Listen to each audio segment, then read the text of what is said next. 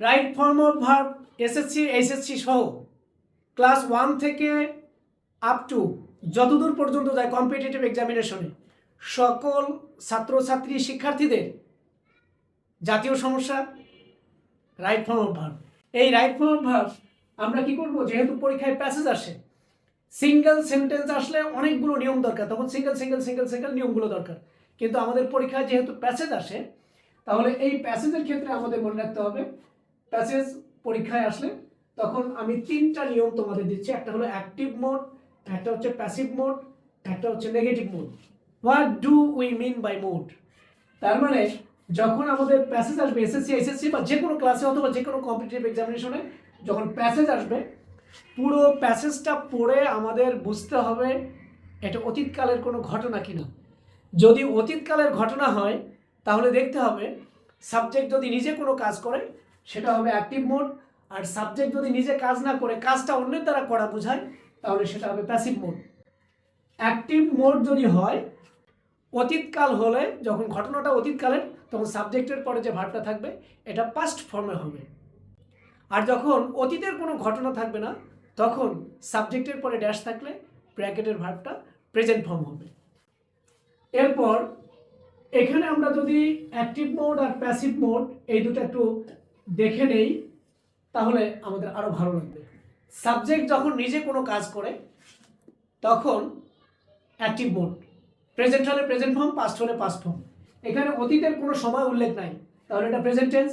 আর এই প্রেজেন্ট টেন্সে আমাদের মাথায় রাখতে হবে যে সাবজেক্ট যখন হি, শি, ইট এবং কোনো একজন মানুষের নাম, কোনো একটা মেয়ের নাম, কোনো একটা ছেলের নাম, ইট হচ্ছে কোনো বস্তু নাম যদি থাকে তখন থার্ড পারসন সিঙ্গুলার নাম্বার হয়, এটা তখন ভার্বের সঙ্গে এস হয়। He works hard. এখানে দেখো অতীতের কোনো সময় উল্লেখ নাই, প্রেজেন্ট টেন্স। উই এখানে ভার্বের সঙ্গে এস হবে না, উই লিভ ইন বাংলাদেশ। তাহলে এইভাবে অ্যাক্টিভ মোড আমরা চিনে নেব, যখন সাবজেক্ট নিজে কোনো কাজ করে তখন সেটা হচ্ছে অ্যাক্টিভ মোড। আর প্যাসিভ মোডটা একটু দেখে নাও।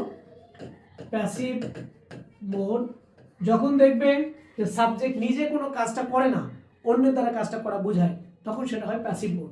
যেমন আমরা যদি এখানে বিভিন্ন বোর্ডের প্রশ্ন যখন এক্সাম্পল হিসাবে নেই, ওই বোর্ডের প্রশ্নগুলো সলভ করার সময় যেমন দেখা যায় ট্রিজের পরে এখানে প্ল্যান্ট দেওয়া থাকে, এরকম একটা সাবজেক্ট আর কি, ইন বাংলাদেশ বা যে কোনো একটা জায়গায় দেওয়া থাকলো, ট্রিজ ড্যাশ ব্র্যাকেটে প্ল্যান্ট। গাছ নিজে নিজে লাগায় না, গাছ লাগানো হয়, এই জন্য কি হবে, এটা প্যাসিভ। ক্রিকেট, ক্রিকেট ড্যাশ ব্র্যাকেটে প্লে, এখানে দেখো অতীতের কোনো সময় উল্লেখ নাই, তাহলে যখনই দেখবে অতীতের কোনো সময় উল্লেখ নাই তখন এটা বর্তমান বা প্রেজেন্ট। সেই ক্ষেত্রে সাবজেক্টটা যদি দেখো যে এই ভার্বের কাজটা সাবজেক্ট করে না, অন্যের দ্বারা করা বোঝায়, তখন প্যাসিভ। এই ক্ষেত্রে প্রেজেন্ট হলে am is are verb 3, past হলে ওয়াজ ওয়্যার ভার্বের past participle form. Trees are planted, trees are planted, এখানে cricket is played, cricket is played. এইভাবে যদি পাস্ট হয় তাহলে ওয়াজ ওয়্যার এবং ভার্বের পাস্ট পার্টিসিপল হবে। আশা করি active mode, passive mode clear. এবার আসতেছে নেগেটিভ মোড। এই নেগেটিভ মোডে ক্লিয়ার করে বোঝানো যায়, একদম ক্লিয়ার কথা থাকে, যদি ব্র্যাকেটে নট প্লাস ভার্ব দেওয়া থাকে এটা নেগেটিভ ফর্ম। আর যখন দেখা যাবে যে ব্র্যাকেটে নট প্লাস ভার্ব থাকবে না, তখন আমরা নেগেটিভ কীভাবে বুঝে নেব? তখন বুঝতে হবে যে যে ভার্বটা উপরে ক্লু দেওয়া আছে বা ব্র্যাকেটে ক্লু দেওয়া আছে, ওই ভার্বের কাজটা দিলে অর্থ ঠিক আসে না, অর্থটা ভুল মনে হয়, তখন ওটা নেগেটিভ হবে। যেমন এখানে নট প্লাস গো আছে, নট গো, তাহলে শি এটা প্রেজেন্ট টেন্স, যখন প্রেজেন্ট টেন্স হবে নেগেটিভের ক্ষেত্রে প্রেজেন্ট টেন্সে ডু নট ডাজ নট ভার্বের প্রেজেন্ট ফর্ম, আর পাস্ট টেন্স হলে ডিড নট প্লাস ভার্বের ভার্বের প্রেজেন্ট ফর্ম। এই যে she does not go to college. তার মানে আমরা এখানে বুঝলাম কি, যদি নট প্লাস ভার্ব থাকে নেগেটিভ হয় তাহলে প্রেজেন্ট টেন্সে ডু নট ডাজ নট এর পরে ভার্বের প্রেজেন্ট ফর্ম, আর পাস্ট টেন্সে ডিড নট এর পরে ভার্বের প্রেজেন্ট ফর্ম।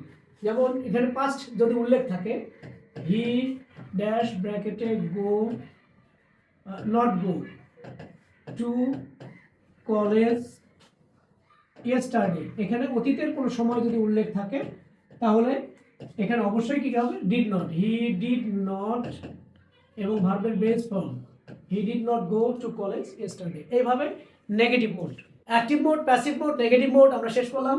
এখন কিছু খুচরা নিয়ম আছে। প্রিপোজিশন আমরা অনেকবার রিল পড়েছিলাম। To, in order to, going to, ought to, use to এর পরে ভার্বের বেস ফর্ম হয়, এটা নিয়ে আর কথা বলতেছি না। টু বাদে অন্য যে কোনো প্রিপোজিশনের পরে ভার্বের সাথে আইএনজি যোগ হবে। যেমন we go to college for learning many things. এরপরে বি ভার্বস, বি ভার্বস হচ্ছে 8টা। Am, is, are, was, were, be, being, been. এই বি ভার্বের পরে যদি ড্যাশ থাকে তখন ভার্বের পাস্ট পার্টিসিপল হবে, ভার্বটার পাস্ট পার্টিসিপল হবে। ট্রিজ আর ড্যাশ ব্র্যাকেটে plant, trees are planted in our country. আর অ্যামিজারের পরে যদি ড্যাশ থাকে সেই ক্ষেত্রে যদি now, at present, at this moment, day by day থাকে তখন প্রেজেন্ট কন্টিনিউয়াস টেন্স, তখন হবে ভার্বের সাথে আইএনজি। আর সেক্ষেত্রেও যদি প্যাসিভ হয় তখন am being, is being, are being, ভার্বের পাস্ট পার্টিসিপল। আচ্ছা, হ্যাভ ভার্বস, হ্যাভ ভার্বস হচ্ছে 4টা। Have, has, had, having. এই 4টা হ্যাভ ভার্বের পরে ড্যাশ থাকলে এখানে ভার্বের পাস্ট পার্টিসিপল হয়। We have finished our work, he has done the work. Modal verbs can, could, may, might, shall, should, will, would, must, had better, would rather. এই modal ভার্বের পরে যদি ড্যাশ থাকে তখন ভার্বের বেস ফর্ম হয়, present form হয়, ভার্বের বেস ফর্ম বা present form. Do not, does not, did not এগুলোর পরে যদি ড্যাশ থাকে তখন এখানে ভার্বের বেস ফর্ম হয়। আশা করি এই নিয়মের মধ্যে তোমরা 90% কমন পাবা। 10% হচ্ছে ব্যতিক্রমধর্মী যেগুলো আসে বিভিন্ন ইউনিভার্সিটি লেভেলে বা ভর্তি পরীক্ষায়, সেই ক্ষেত্রে 5% বা 10% যেগুলো আমি আজকে দিলাম না। তোমাদের যদি কোনো জায়গায় কোনো প্রবলেম হয় বুঝতে, কমেন্টে লিখলে ইনশাল্লাহ আমরা সবাই মিলে ভালো কিছু করতে পারবো।